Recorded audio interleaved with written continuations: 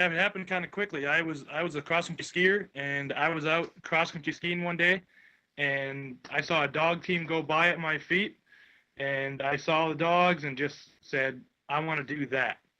And that's basically, and I kind of followed that guy back to his place, and ended up getting a dog from him, and that was my first sled dog, Silver. And I just sort of, from there, 5 dog turned into 7, and 7 turned into 12, and 12 turned into 20, and 20 turned into 40, and 40 turned into 60. It happened pretty quickly.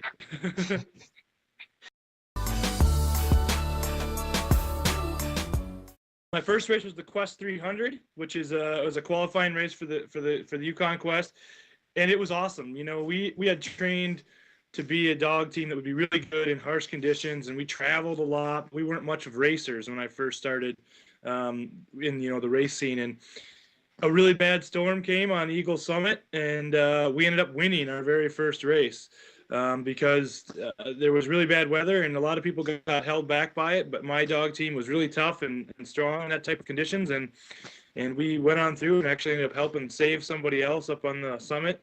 And so my whole sort of my career kind of got established with that race, and me being the guy who's out there and that can get through the harsh weather and really does very well when the conditions are not so good.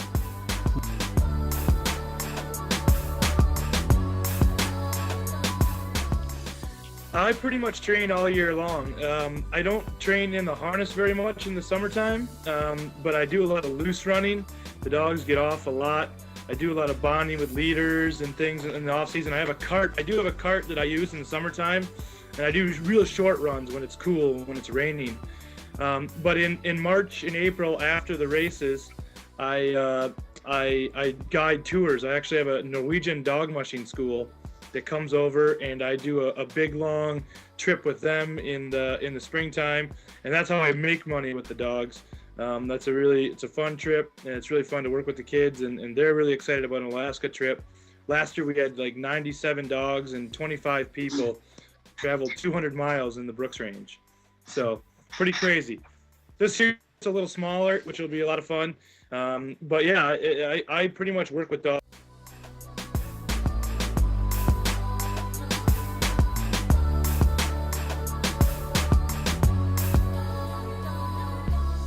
I got a really good dog team. They're really experienced. They're young. Almost all my dogs are 3 and 4 years old, but they're all dogs that I've raised, bred, and trained their whole life. So we have a really good bond, and I'm really, really excited. I being my 7th Quest, I've learned a lot over the years, and I'm hoping to put everything that I've learned into a really, really solid race this year. So, I mean, I'm looking to be real competitive. I want to be in the top 3, and there's no doubt that I'm going for a win.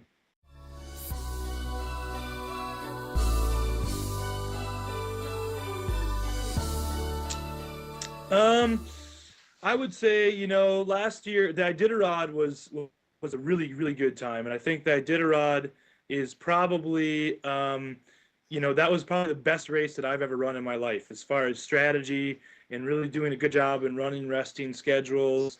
Being a rookie in Iditarod, everything was unknown to me, but I think I did a really good job of managing my dogs, and the fact that I finished with 13 of my 16 dogs. That was a really big milestone for me to finish with a really big team. So last year, that was my biggest highlights. Was I made it to Dawson halfway through the quest with all of my dogs, and then I finished with 13 in the Iditarod, which I think last year that was the biggest breakthrough for me, was finishing with big dog teams.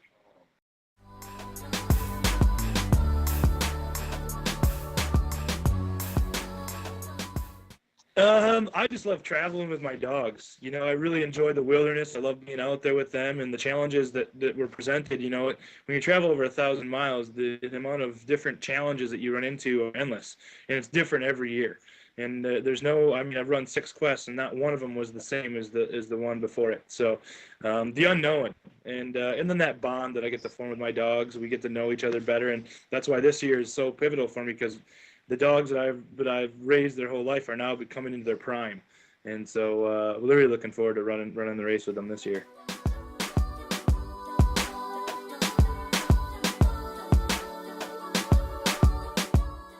Well, my biggest advice was have a good attitude. Keep a positive attitude the whole way through. You know that dogs run off of attitude. Dogs run off of your demeanor and the way that you portray yourself out on the trail. And you know if you can have a really good attitude, the dogs are going to feel that, and you can get through just about anything. And that's why we're known to get through all the harsh weather and the bad condition. It's just because we keep a really good attitude.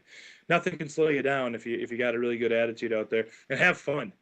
Too many people, get caught up in not having fun and caught up in the race and all the things that are going on around you, where the focus is to have fun. And if you're having fun, the dog's gonna be having fun, and therefore you're gonna be moving on the trail real well.